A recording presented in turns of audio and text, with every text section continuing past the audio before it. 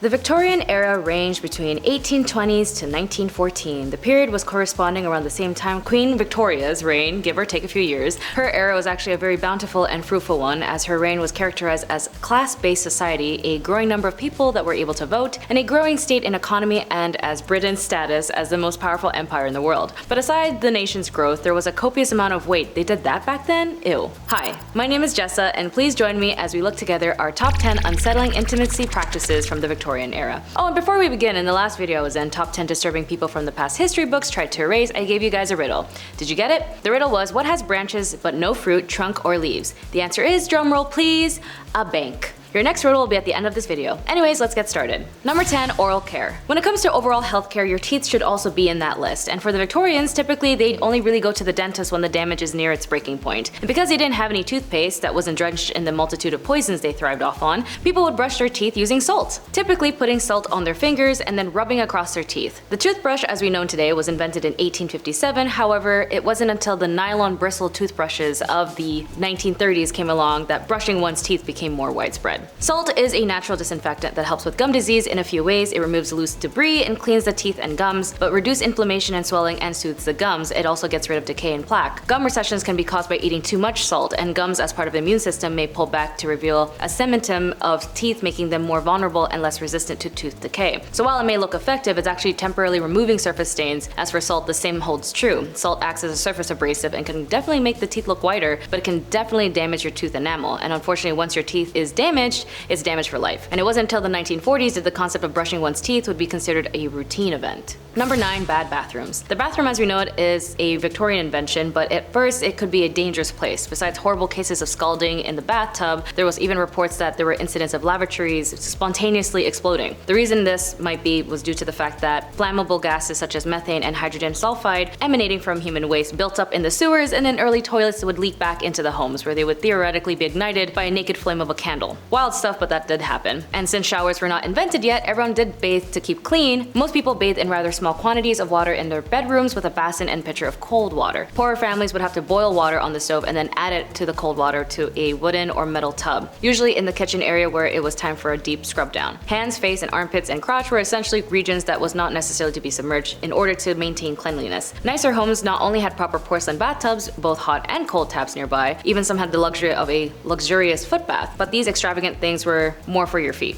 Number 8, Flammable Parkesine. Although it's a great invention as it helped many advance many parts of our modern civilizations of immense proportions, it still aggressively fills out our landfills and destroys thousands of ecosystems. But still, it's a very useful material, but of course not everything about it at first was beneficial to its beholder. A British inventor named Alexander Parkes, who invented the moldable material and was considered the first celluloid of a bulk material for forming objects as we call today, plastic. He christened it as Parkesine, but it quickly became known as its American name of celluloid. The development of celluloid was particularly spurred by the desire to reduce reliance on ivory with its shortage caused by overhunting, and the inventor Alexander was never able to see his invention reach to full fruition after his firm went bankrupt due to scale up costs. Such early plastics were highly desirable because they allowed everything from brooches to hair combs to billiard balls, previously only available in expensive ivory, to be made cheaply. It was even used to make collars and cuffs that could be easily cleaned. Unfortunately, Parkesine is also very flammable as it degrades and can self-ignite and is explosive on impact.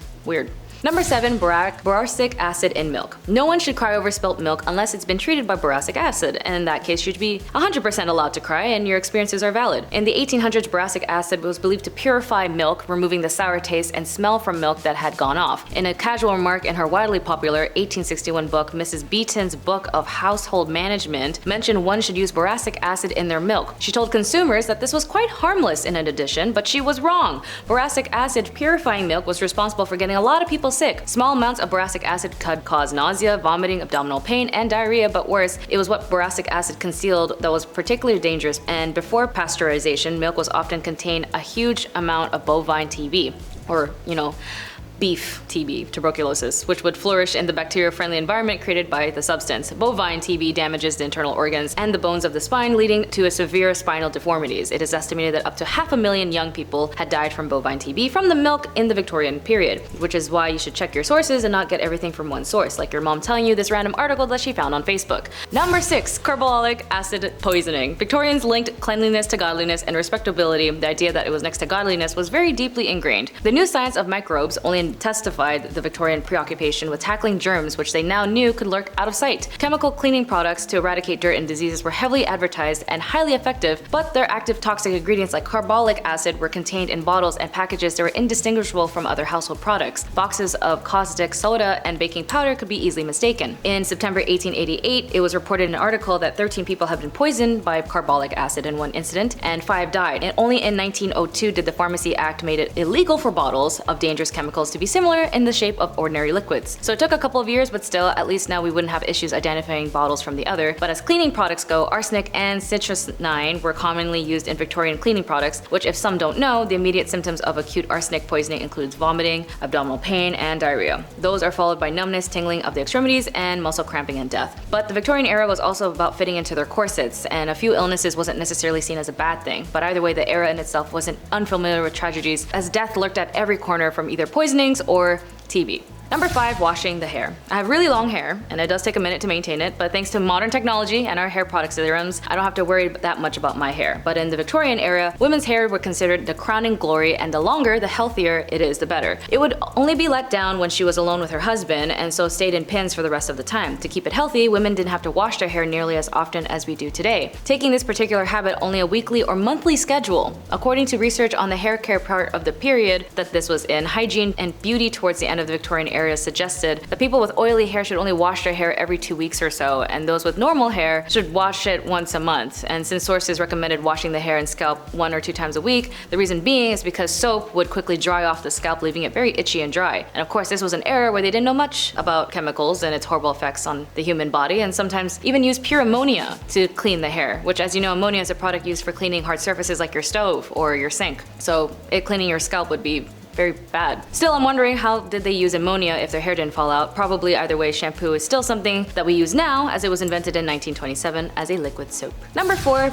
bread alternated with alum. When basic staples like bread started to be produced cheaply and in large quantities for the new city dwellers, Victorian manufacturers seized the opportunity to maximize profit by switching ingredients for cheaper substitutes that would add weight and bulk. Bread was adulterated with plaster of Paris, bean flour, chalk, and alum. Alum is an aluminum-based compound today used in detergent, but then it was used as bread back in the day because it was whiter and heavier. Not only did such adulteration lead to such problems as malnutrition, but alum produced bowel problems and constipation or chronic diarrhea, which is also often fatal for people. Number 3, beauty. Those unlucky to be born with freckles were advised to rinse their faces with lemon juice, or in more stubborn cases, rub the crap out of their skin with carbolic acid, or sit in the sun until the freckles burnt off. And if premature wrinkles resulted from these harsh so-called cures, young women might be having the habits of their older relatives and drape their faces with thin slices of raw beef before bed. Sleeping with any animal fat on the skin, like fat, veal, lard, all that stuff, was thought to restore youthful suppleness and beauty. Looking fit and healthy is a very common shared narrative that has been defined and redefined multiple times throughout history, and when it came to the Victorian era, weight loss drugs was often permitted, and if anything encouraged for both genders, but mainly ladies, to maintain their figures in and out of corsets. Overweight women were instructed to drink their water with lemon, and if that didn't do the trick during the weight loss drugs, they would also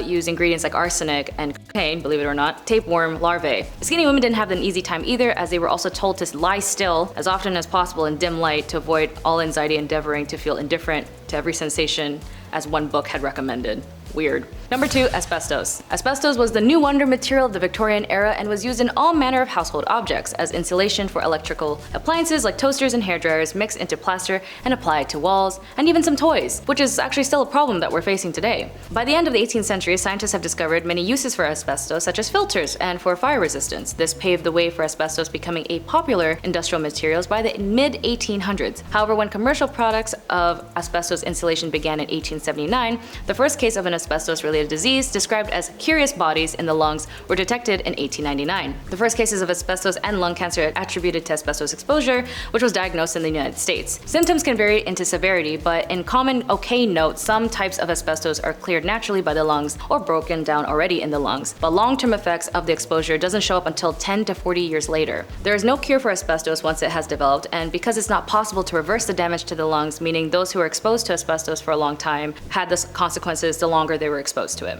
Number 1. Arsenic. We all have our own favorite colors. Mine depends on my mood, but it's usually red or black. For the Victorians, it was notably obsessed with the color green, even to the point that shades of green was driving them nuts. For some reason, they placed in a nice shade of green wallpaper, and everyone at home was just getting sick, from the young to the old. When a doctor in the 1860s noticed a spike of hospital visits, all the patients seemed to share the same idea of green wallpaper wrapped around their walls. The culprit was found in the dye used in the production of the paper, a vibrant green pigment containing a highly toxic metalloid, arsenic. The killer, as it so often turns out, was inside the house, plastered on every wall and beautifully decorated sheets. Wallpaper was killing people, while arsenic was known most as a rat poison in homes. The substance found its way in every other aspect of the daily life of the Victorian person. It could be found in household items such as food coloring, dresses and baby strollers, to makeup. When mixed with paint, arsenic created an alluring pearlescent effect, most typically a brilliant shade of green, and so it became fashionable to wear laurels and flowers painted with the dye. Like poisonous lead before it, radioactive radium after,